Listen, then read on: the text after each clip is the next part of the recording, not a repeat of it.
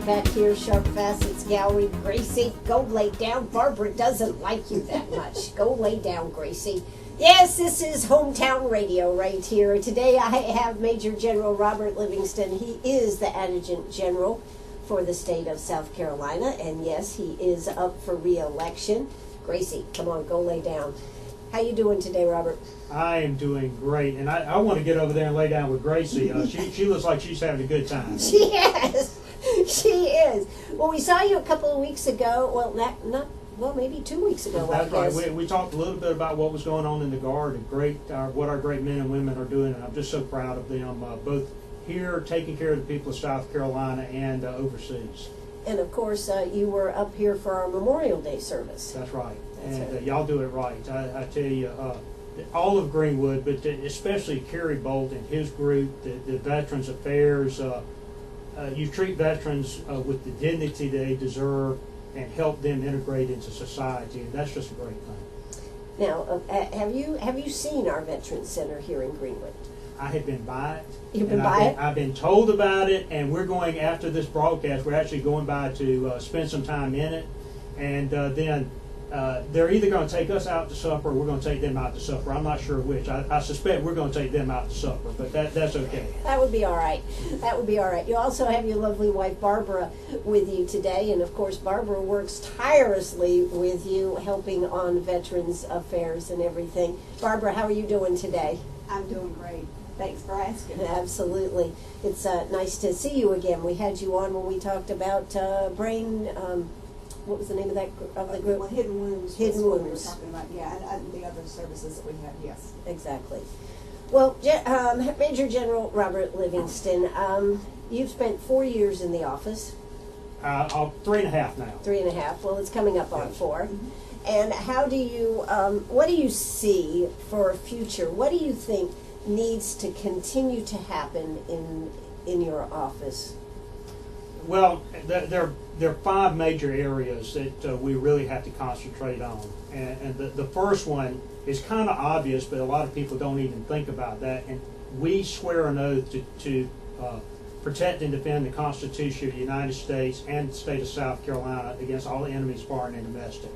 So is that the same thing, whether it's the state of South Carolina or the federal government? Well, you know, as a National Guard, we serve a dual purpose. We are the combat reserve for the nation, for the Army and for the Air Force, and we're also the governor's military force. So we actually swear an oath to 2 constitutions. That is to the United States Constitution and to the Constitution of South Carolina. So far, there's no conflict between the 2, so we're doing okay. Yeah, okay. That's Sometimes what I our was wondering. leaders don't always agree, but those documents do agree.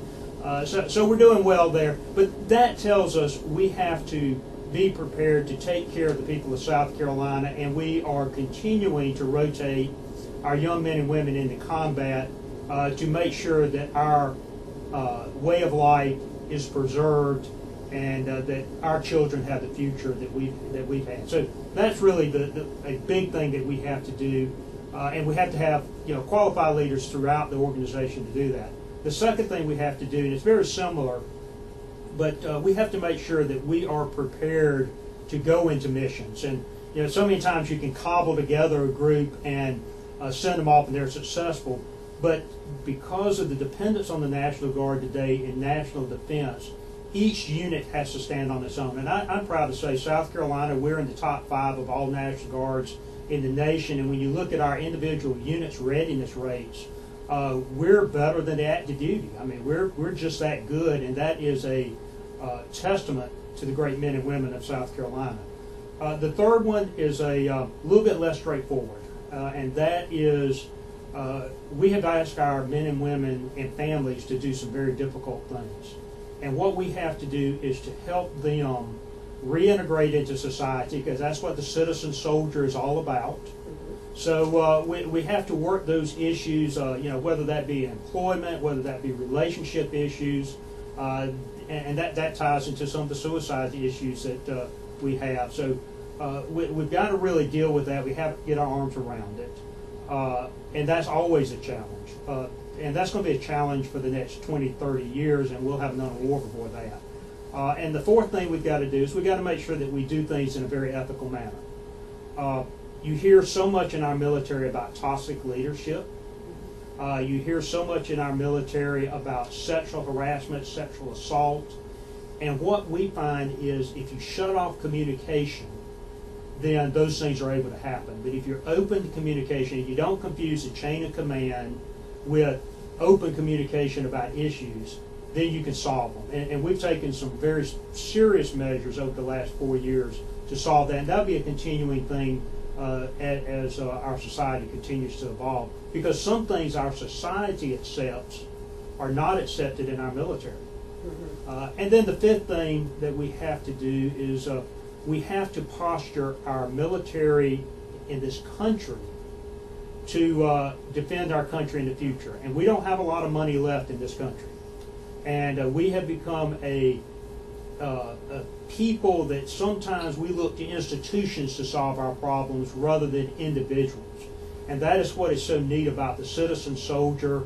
What is so neat about the citizen airmen and their families is they're individuals that dedicate themselves to solving local problems and national problems through service in the military. And we've got to take advantage of that. We have to respect it, and nationally, we have to strike the right balance between our active duty brethren, our National Guard, and our Reserve. And I am proud to say the South Carolina congressional delegation has led the way.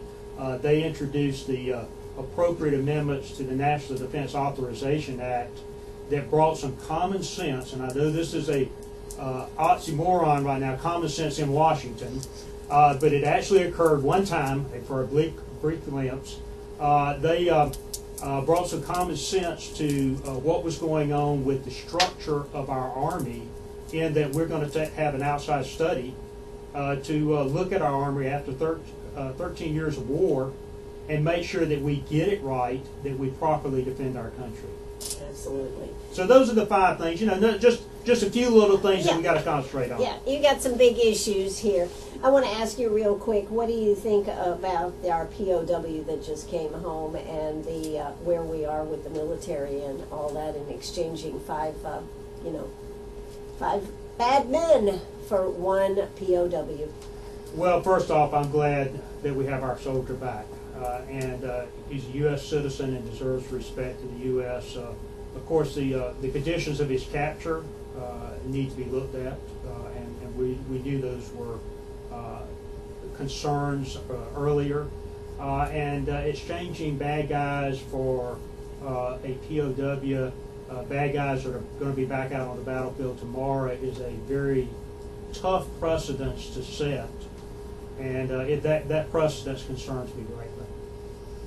Yeah, and the fact that they're under house arrest in Qatar, or Qatar, does that really make you feel comfortable? Not a whole lot. Not a whole lot. And I tell you, the Qataris, they are friendly, but they do not have the same controls that we have in our systems, and so I'm concerned 6 months down the road they're going to be back out on that battlefield. And we've seen that. I mean, we've seen it when we release people from Guantanamo, when we release people even from Afghan prisons, they're back on the battlefield almost immediately. I don't exactly understand it. I can't see why we would have to release 5. Even if we released 1, do we have to release 5? I have a question and a problem with that. Hey, I'm Ann Eller. I'm here with Major General Livingston. We are going to hear a quick word from our sponsors, then we're going to be back. If you've got a question, don't hesitate to call us, 229-7984. That's 229-7984. Oh, that's right. We're right back here, Sharp Facets Gallery. I'm Ann Eller. My very special guest today is Major General Livingston. That's right, Robert Livingston. You know him as the Adjutant General. Where did I come up with Adjutant General? That's a mouthful right there, Robert. You're right about that. At least they don't confuse me with Attorney General anymore. So I'm glad about that. I think that's one I wouldn't want to be confused with. Yeah, that's right. But, one of the questions that I also have is, What do you think about what is happening with the VA? That's a tough issue. The issue that I've seen with the VA over the years is the very bureaucratic front end that you have. Now, it varies from hospital to hospital, levels of care and things like that, but what I've seen from the caregivers at the VA, the nurses, the physician assistants, the doctors, the volunteers, they all have the veterans good at heart, and they really work hard. It is getting into the system that seems to be the problem, that long waiting list. Or those disappearing waiting lists? Oh, the disappearing waiting list, and that's a bureaucratic nightmare. And those are, and all bureaucrats aren't bad. I don't want to make it sound like they are, but what you find is a bureaucratic solution is we assume no one deserves this care, and you have to prove to me that you deserve it, as opposed to assuming you're eligible and we'll check you out while you're receiving the care. So they have to go through all these long things, and you hear these horror stories of people submitting their application, and it comes back, and you're missing a piece here. Submit it again, then something else is missing, and that just keeps going back and forth. So the piece that I see that I'm critical of is that bureaucratic front end that we have to work with. And Any ideas what the solution is? Well, I certainly think it's right for reform. It can be reformed. One of the pieces, and it kind of goes back to an issue we dealt with in the South Carolina National Guard, unemployment. We were nationwide not seeing much effect on unemployment. In fact, you still don't see a lot of effect nationwide. But in South Carolina, we took I know you're unemployed, I know you, I know employers over here, so I'm going to match you up. It's going to be a case management type system, and I take a personal interest in you rather than you being a number or a piece of paper. Mm-hmm. And we have to take that bureaucratic front end and convert it into you're a person, you're not just a number, and let the person making the evaluation sit across the table from the person needing the care. That's a long-term solution that I think that certainly we can get to if we're willing to tackle that bureaucracy, actually reduce the number of people, but increase the person-to-person contact. Short-term, and some things that we do in South Carolina, and I talked about Kerry Bold and the people here in Greenwood, and we do it throughout the... He's a bulldog, folks. Yeah, there is no doubt about that. Kerry Bolt is a bulldog. Yeah. And Rosalind, I mean, he just says he keeps her under control. But really what they do is that they tackle that front-end bureaucracy with knowledge, and they really provide that one-to-one care that our veterans need. And we see it with the DFW, we see it with the American Legion, the National Guard does a lot with National Guard soldiers, National Guard veterans. And so there's a ways around that front end, but there shouldn't have to be. So sure. There's a long-term solution is reforming that front-end bureaucracy. The short-term solution is to continue reinforcing these groups that have a way of getting in kind of through the side door. Do you think we should be giving out vouchers to get people the care that they need immediately? I mean, we've heard, these horror stories, and this is one of the solutions that the VA is talking about right now. Well, I think we need to provide the care immediately and then evaluate whether you should get the care or not, rather than and it goes back to the piece of, I'm assuming you don't need the care, that you're not deserving of it, as opposed to, I know you're a veteran, 90%. Why would they feel that way, Robert? I mean, well, because there are people that do try to defraud the system. Unfortunately, there are people that go there that are not either not veterans or are not eligible, and some of the rules are so complicated they don't know whether they're eligible or not. So, the default should be you're eligible. We're going to either work you in the system or we're going to give you a voucher to go outside the system, but we're going to do something to get you the help you need. I mean, our veterans deserve that type of respect. Absolutely. Your opponent says we should do away with the VA. That's then what do we do? Private medicine does not have all the solutions. There's an incredible veterans hospital down in Tampa, and Barbara and I spent a lot of time down there volunteering along with the group that I work with down there. And you would see veterans coming in with half of their head literally missing. They would be a paraplegic, barely on life support, and 3 or 4 years later, they would be walking out, talking about going back to their unit. So there are a lot of great things that occur within the VA system. Mm-hmm. And you know, whether you end up privatizing pieces of that, you could, but it's not the caregivers, and it's not the institution of care that is the issue. Is that really that bureaucratic front end? Well, I think that's what he was talking about, that VA office up there in Washington, D.C. Well, I mean, there's a lot of work that can be done in Washington, D.C. I mean, when we talk about Department of Defense, we're talking you know, 250,000 people up there pushing paper and talking about decisions that in a corporation, a couple thousand people would be making those kind of decisions. So it is the Washington, D.C. military that I deal with today is not the military that I fought alongside of in Afghanistan, that I served with down at Central Command, or I served with down at Southern Command. So it's not the same military, and there's a lot of pieces that need to be reformed there. Mainly, we need to downsize. Because I find if you downsize, all of a sudden people start assuming duties and getting things done. So we certainly need to work towards downsizing Washington as a whole. My thought maybe is that we just start over, maybe move to Nashville or something, because, you know, then you would have to start small and it would have to grow again, because I'm not really sure that this military or any of Washington can truthfully be cut down. I think it has a life of its own. Well, you know, it's interesting. When I was down at Central Command, I was in charge of the liaison piece that dealt with the countries that supported Central Command, about 60 different countries. And I left that position to do some overseas work over in the stands, Kyrgyzstan and places like that.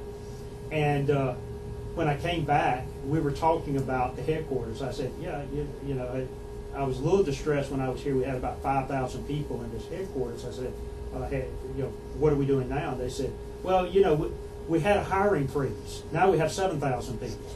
So, you know, it's always that thing of give me 200 more people and I can make it work. And it's really not about that. It's about doing the right thing, and it's about being effective with what you do, and person-to-person relationships. And I think that's probably one of the big things that I brought to my military career out of my civilian career.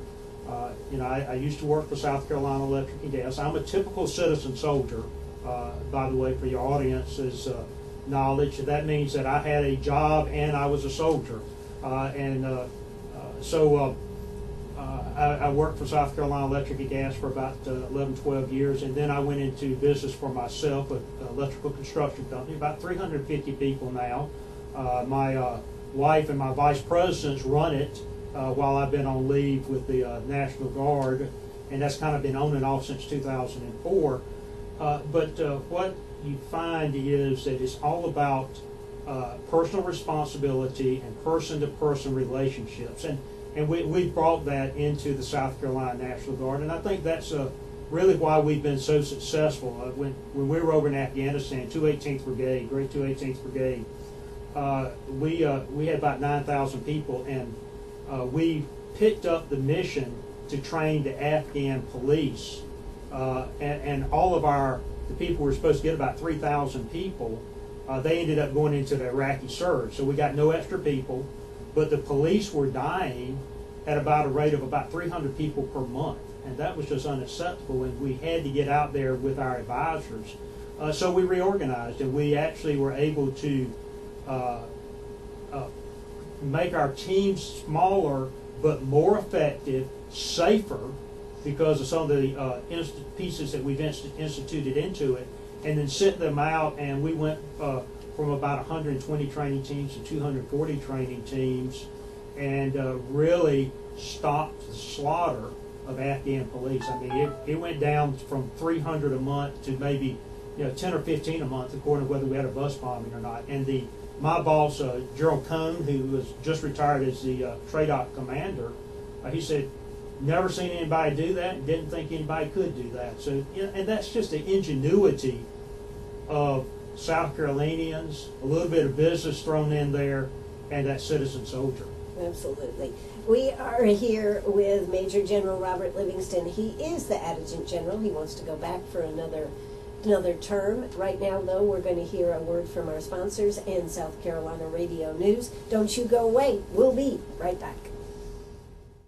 Are you a pirate or a pack rat? Do you have a vacation of a lifetime sitting in the attic? Or a college tuition hung on a wall? Or is a fabulous retirement hidden in your jewelry box? Bring those items to Sharp Facets Gallery. We can establish value and buy from you or sell for you. And so ends another chapter at Sharp Facets Gallery, 72 Bypass, and on the web, sharpfacets.com. Oh, that's right. We're right back here, Sharp Facets Gallery. I'm Ann Eller. Yes, this is Meet Me at the Diner, hour number 2. We are here with Major General Robert Livingston. He is the Adjutant General. And I guess you've been enjoying the job. Would we say that would be true? Excuse I've me. got him all choked You got me up all here. choked up there, man. Because I got to think it's probably a pretty stressful job too. It can be. Once you get past the 50 to 70 hours a week and not having any weekends, it's pretty enjoyable. It's very enjoyable. Barbara and I sought this job 3.5 years ago because it's truly a work of the heart. I served with great men and women in Afghanistan, served with great men and women down at Central Command, and even before then with our 218th mission, and then down in South America, and just throughout the world. And the selfless nature of the people of the National Guard is just infectious. And so going to work every day, serving alongside them, and I tell people, be careful what you ask them to do, because they're going to do it, and they're going to do whatever you ask them to do. And so we work through issues together. I give guidance, and then I stand back and I watch miracles happen. And just it's just such a joy to see such dedication and such effort on behalf of our state and our nation. And that's really what makes it so much fun. And we do good things, and good things have been done, not just during my tenure, throughout this great South Carolina. Since 1670, great things have been done in South Carolina because of this National Guard. Well, one of the things that I was thinking about, you were talking about being in Afghanistan and everything. What should we still be there? We should. And the reason I say that, in 1992, we could have prevented 9/11. But we chose to, once the Soviets left Afghanistan, we chose to leave Afghanistan too. And we had no influence over who took power. And there was a lot of bad things happened. And eventually the Taliban came in and offered stability to the people, and then they turned out to be really bad people. So we could have had an influence in what happened and who was in control, and what happened to our friends over there. Because we had friends. In fact, our friends kicked the Soviets out, and then they suffered because we abandoned them. Now, I'm not saying we should fight other people's wars. We should not fight other people's wars. In fact, I will tell you, we probably could have turned the war over to the Afghan army and police earlier than we did. But to keep advisors there, the Afghans are great fighters. They're survivalists, but they don't know how to logistically support themselves, and sometimes their command and control is not quite as good, and the use of intelligence and their force multipliers, like indirect fires, helicopters, and things like that. So supporting them in combat is a way to influence what goes on in Afghanistan. And I think the number of people we're leaving there is appropriate. I'm concerned about that we telegraph, or not telegraph, we actually give the time we're going to move out, which is a concern. But we should not abandon our friends, especially when they take some great risk. And you know, we saw this. When I was in Afghanistan, sometimes we would see units move into a village, and this was not our Afghans that we were dealing with. These were actually combat units, other combat units. We were probably the most engaged of any unit, but other combat units from another country would go into a village, they would develop friendships, and then they would pull out. And then the Taliban would come in and kill all the people that were their friends, and then they would come back in, and then they would try to figure out why they didn't have any friends anymore. And that's the same mentality of all of Afghanistan. We pull out, Taliban comes in, they kill everybody that was our friend, and that's going to take them a while because we're leaving behind a pretty well-trained army. But then we have another 9/11, or we have something that affects our nation. We go back in and we wonder why we don't have friends. We wonder why we don't have friends in Pakistan. We abandoned them. I'm not saying that was a right decision or a wrong decision, but we abandoned them at one time, and that hurt us. And we have to be careful not to abandon those that put their trust in us. That doesn't mean, again, we don't fight their wars. They fight their own wars, but we're there to support them. But what about some of the stuff that's happening on the bases? Some of the killings that are happening of training people that are trainers, our people being trainers. What about that? Oh, that's a tough one. You know,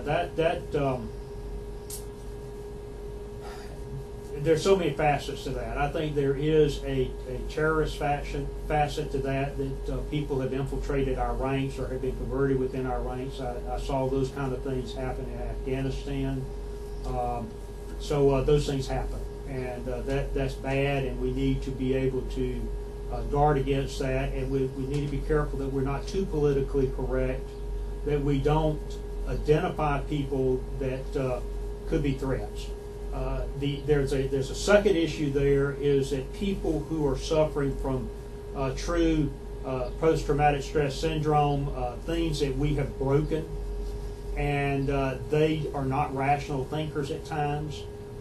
We have to make sure that we're not so politically correct that we're not willing to identify those people and get them the help that they need and isolate them so that they can have the help that they need until they are truly cured. And there are ways to tell that.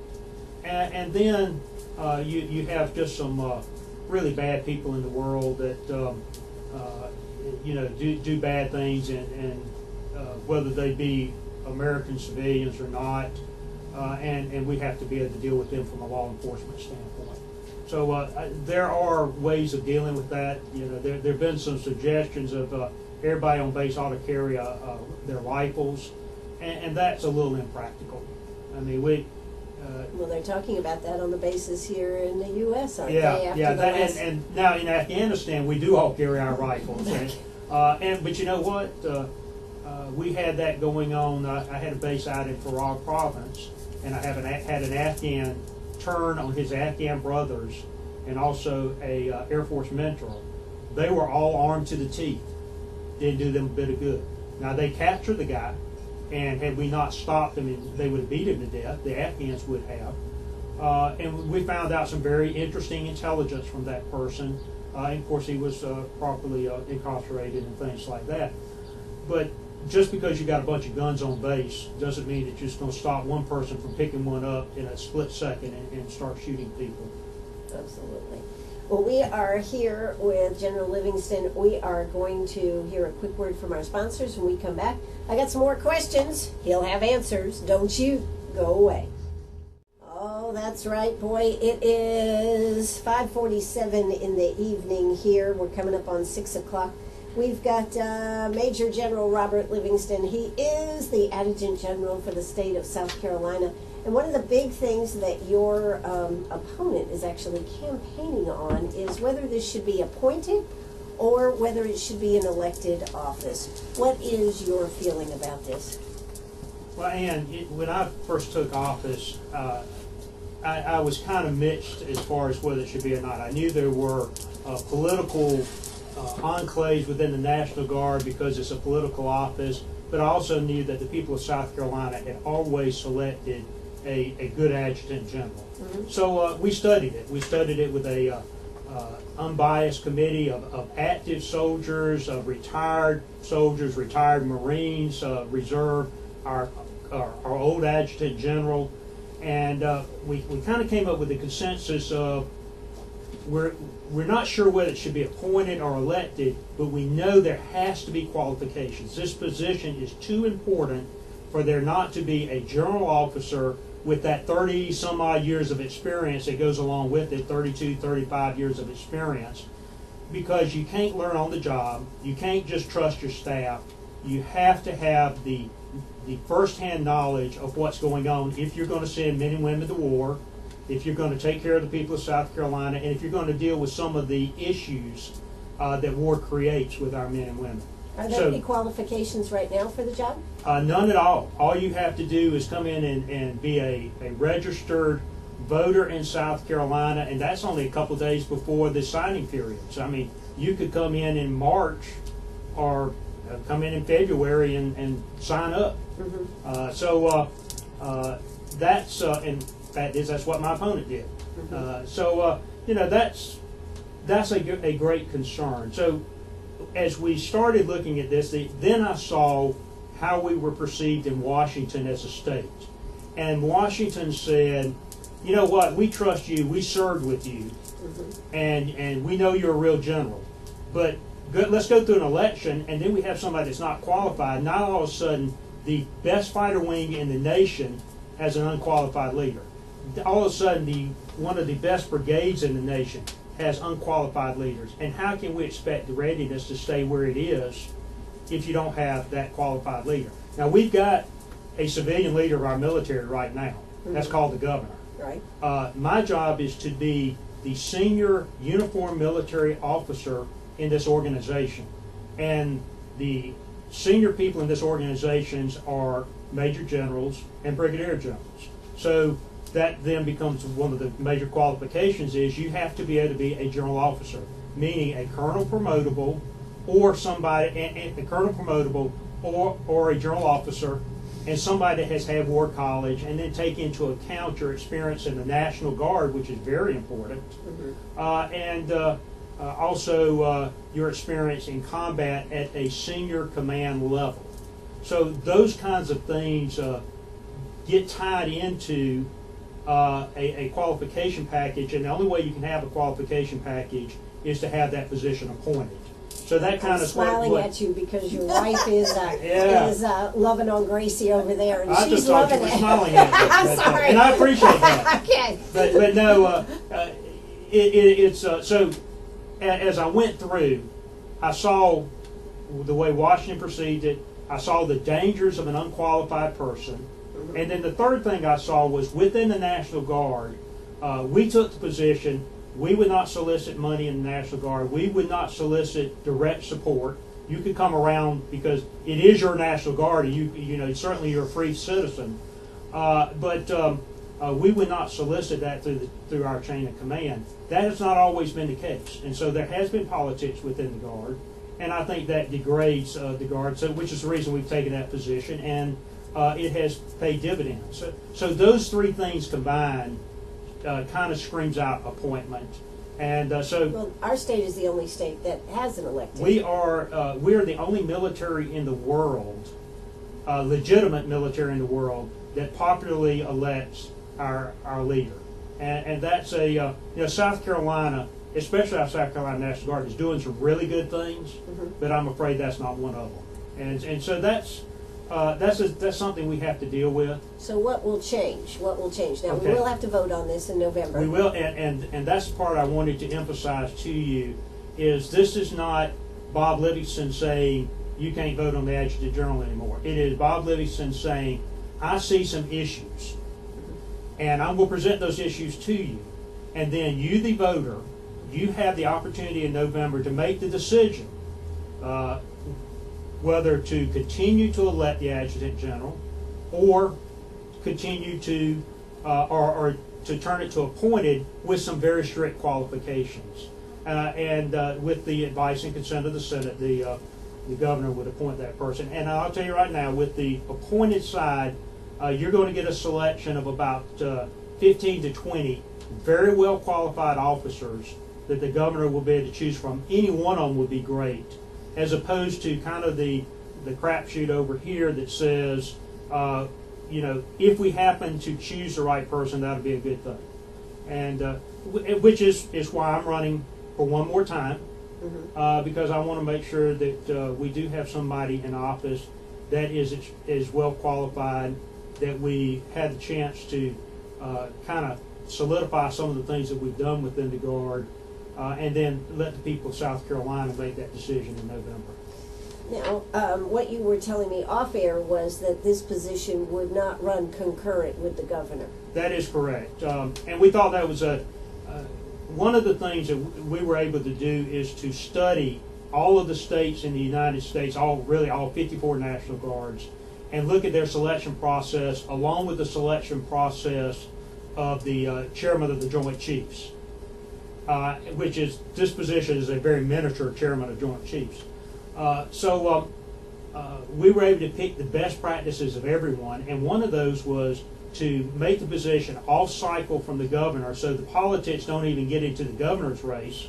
The new governor puts up with the old adjutant general at least 2 years, may decide to reappoint him or her.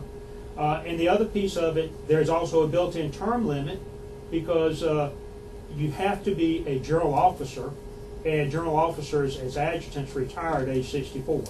So, somebody gets in at age 55, 56, they're probably going to have a couple of terms and then they're out. So you have automatic term limits built in there too. Okay, so would you say we're losing something here by not voting? We're losing tradition, and the people of South Carolina, they're proud of their ability to choose good people, and they have, as I've said before, they have always chosen a well-qualified adjutant general. They've always chosen a general to be a general, which is important. And so I think we lose that tradition of being able to make good decisions, but it's not taken away from the people. They make their decision through the head of the civilian government, which is the governor. And that governor is then able to hold the adjutant general responsible for actions affecting the people of South Carolina. So you really don't lose that ability. It just comes around in a different way. Okay. Now the other issue is the suicides. That's a 300% increase in suicides. Is that right? No. Look, suicides is one of the reasons that Barbara and I got involved as the adjutant general. My career actually kind of lay outside of South Carolina, going to Washington and things like that if I wanted to pursue a third star. But because of some of the issues we had, suicide being one of them, I wanted to come back to South Carolina because the men and women of this Guard and their families just mean so much to us.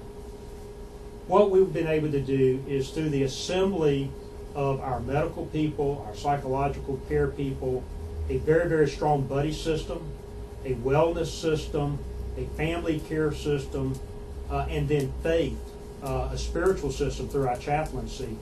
We've been able to weave all of those things together and achieve some pretty incredible results. What trend analysis of what we've seen. Before I took office, 2 years before, we had 3 suicides. The year before that, year after that, we had 4. The year before I took office, we had 5 suicides. After we implemented this program, the following year we had 1. The following year we had 1, and then the following year we had 3. If you take the average, which is it averages out over the 3.5 years I've been adjutant general, to about 1.5 suicides. If you look at our trend and you compare that to the national trend, which has continued to go up since 2011, and we hit the highest national level last year, and we're on track to hit an even higher level this year, we should be sitting at 5 or 6 suicides. Instead of, we're sitting about 1.5. So what we really have been able to achieve is from our peak in 2010 and what would be our trend, we have had over a 70% reduction at 5 down to an average over 3 years of 1.5. Now my opponent will say, you got you from 12 to 13, you went from 1 to 3. That's a 300% increase, and that's what he's betting his dollars on. I've already taken that into account because it's in the average. And you just don't take one year. I could have said we had an 80% decrease because I went from 5 to 1, but I didn't say that. What I said was I'm being intellectually honest, and that's one thing about a soldier versus a politician. Soldiers have to be intellectually honest with people, because if we're not, bad things happen. Absolutely. Now, but I would presume that you think even 1 is too much. 1 is too much, and you and I were talking about this. The civilian average in South Carolina is 15 to 20 per 100,000 per year. We're below the civilian average in the National Guard, but that is way too much still. 0 is the number, and it's the issues that we run into is identifying early on people who are having difficulty. The hard ones are people who just got in the National Guard. We had one a couple years ago. This is WCRS right here in Greenwood. Go ahead. We had one a couple years ago. A guy just got in the National Guard. His girlfriend breaks up with him by text. Young guy is the world ahead of him. He shoots himself because his girl broke up with him. And those are societal issues that are very difficult to get your arm around.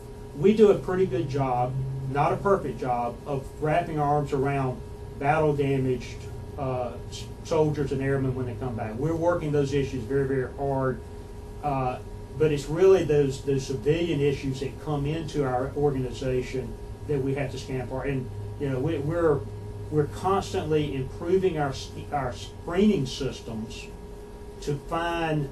We're talking relationships now. We're talking your husband-wife relationships. We're talking children relationships, so that we can pick up some of these early warning signs. This is not, somebody's not going to call you in the middle of the night and say, well, I'm going to commit suicide if you're not over here in 5 minutes. No, they shoot themselves. And suicide is not a simple issue, but it is an issue that we have addressed.